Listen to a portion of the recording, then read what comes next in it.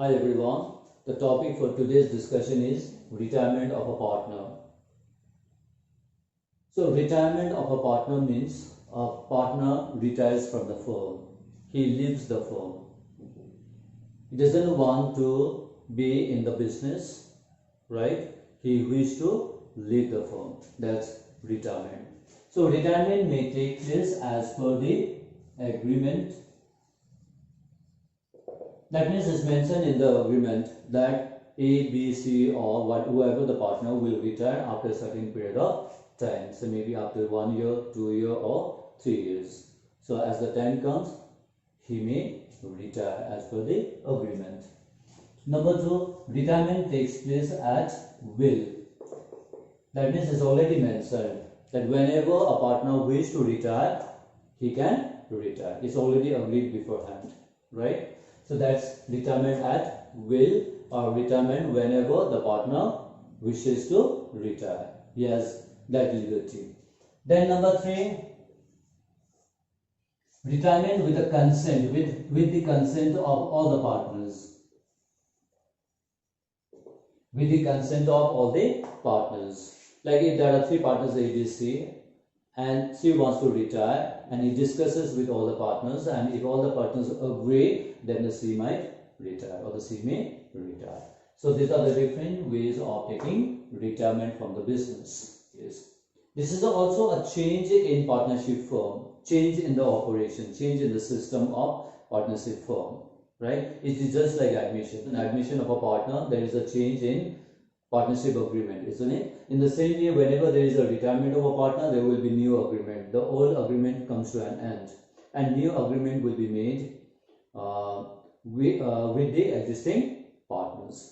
So this is also change in the composition of partnership firm, right?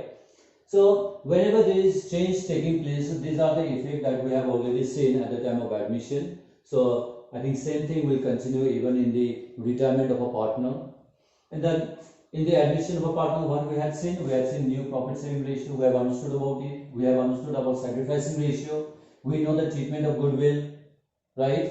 We find out the value of new partners' goodwill, and that goodwill is distributed among the all partners in sacrificing ratio, which we have learned. Revaluation account, we have learned how to prepare the revaluation account. Undistributed profit or losses, right? There may be some profit in the form of like general reserve, workmen's compensation fund, which is kept in the business, right? This should be distributed among the old partners. So same thing will continue even in the retirement, and at the end the capital account. New profit sharing ratio, no problem. This will be mentioned in the question, right? Supposing say there are 3 partners A, B and C. Their old ratio is say 3:2, 2:1. If B retires, okay, and the question is silent about the new ratio, then the new ratio will be between A and B. Now B retires, so A and C are there in the firm, so the new ratio of A and C will be the same old ratio, that is 3:1, right? So that's a new profit sharing ratio. Now here sacrificing ratio. Now in this case we don't take the sacrificing ratio. In this case we will take the gaining ratio. Now why gaining ratio? Now since B leaves the firm, he also leaves his share of profit, that is 2/6. He leaves that share of profit as well. And this share of profit will be taken by whom? Taken by A and C. That means A and C gains when B retires. Now in what ratio they gain? That is the gaining ratio. Right? Now if nothing is mentioned, then this share of B, which is 2/6, will be shared by whom? Will be shared by A and C. Right? So how are they going to share? If nothing is mentioned, A and C will share in the old ratio, that in their own ratio, in their own profit sharing ratio, which is 3:1. That means they are sharing in what ratio? They are sharing in the old ratio 3:1, or their profit sharing ratio 3:1, right? That means what? So this becomes their gain. So here the gaining ratio will be equal to the new ratio if nothing is mentioned. So in this case, your new ratio is 3:1. So here the gaining ratio will also be 3:1. Now, what is the importance of this gaining ratio? This gaining ratio is very important in order to make the adjustment for the goodwill. Why? Because since B is retiring, so B should also get his share of goodwill, because goodwill is created because of his effort also. Goodwill is created because of the effort of all the three partners. Is it or not? And since B is retiring, so he should also get his share of goodwill. So here the goodwill, new partner share of goodwill will be calculated. New partner share will be calculated. And how will you calculate? Goodwill into the new partner share. What is the new partner share? 2/6. So this 2/6 will come here.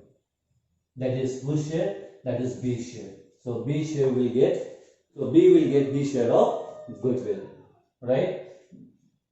Now this goodwill has to be adjusted or has to be paid by whom? Has to be paid by the gaining partner, or it is adjusted from whom? Gaining partners. And what are the gaining partners here? A and C. Supposing here the value of goodwill is 60,000. So 60,000 into 2/6 gives you 20,000. Now this 20,000 will be adjusted from whom? A and C. So in this ratio 3:1, in the ratio 3:1, so 3, 4, so here 15,000 and C 5,000. That means who will get this share of goodwill? B will get this share of goodwill.